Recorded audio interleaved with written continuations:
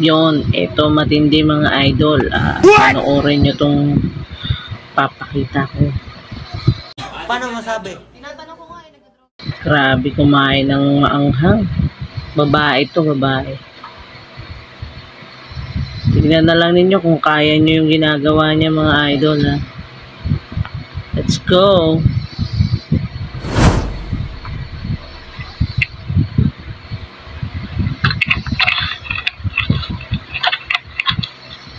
Oh, sibuyas. Ewan ko kung ano yung hinahalo niya dyan, yung kulay brown. Santindi, pati ugat kinain.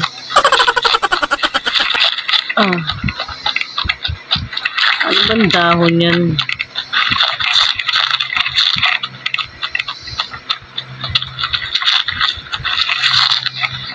Para siyang rabbit mga idol. Papikit-pikit na lang siya sa anghang. Tsaka mapapansin nyo, mapula na yung mga gilid ng mata niya. Ala, sige. Tapos yung eyeball niya, siguro sa sobrang anghang nagre-react na.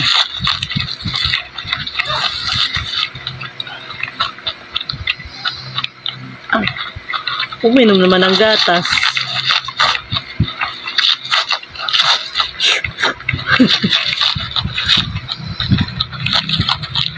Ay mga idol, mauubos niya yung tangkay at yung ugat na kinain niya. Meron din siyang tubig. Kakabilib kasi babae siya. Ayan na. Sinisipon-sipon na siya. Ay, matindi mga idol, oh. Ginawang kanin yung sili. May kanin nga yata yung kinakain niya, tapos nakatoppings yung sili tsaka sibuyas, tapos ano ba yan, bawang, yung kulay puti, parang bawang, may luya pa. Yummy.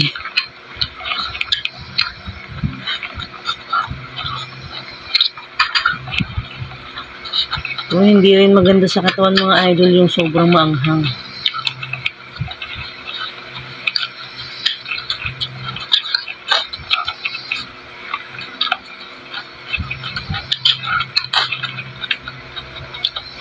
Sarap niya kumain eh.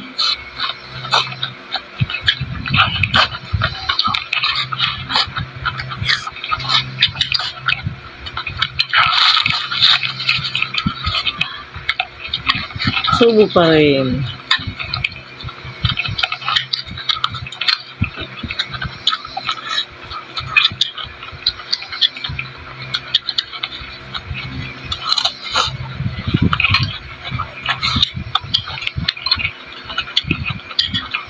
Hindi ko kaya yan mga idol. Masama sa katawan yung sobrang maanghang.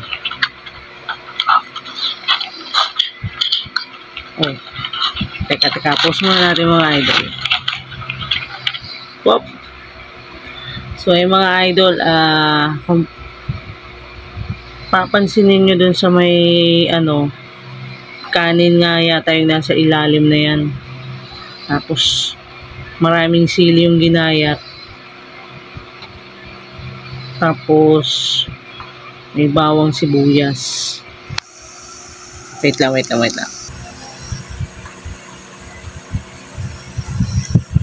Tapos may parang maliliit na ginayat na sibuyas pa.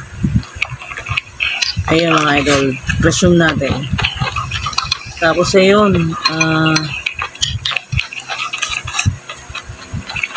ang dami nung kinain niya. Ang dami yung kanin. Siguro para protection niya rin sa tiyan niya. Mga idol, wag na wag natin gagayahin yung ganyang klase mukbang kung hindi naman, kung alanganin tayo sa katawan natin, kasi masama sa katawan yung sobrang maanghang. Okay lang yung konting anghang, pero pag nasobrahan, tandaan natin lahat ng sobra masama.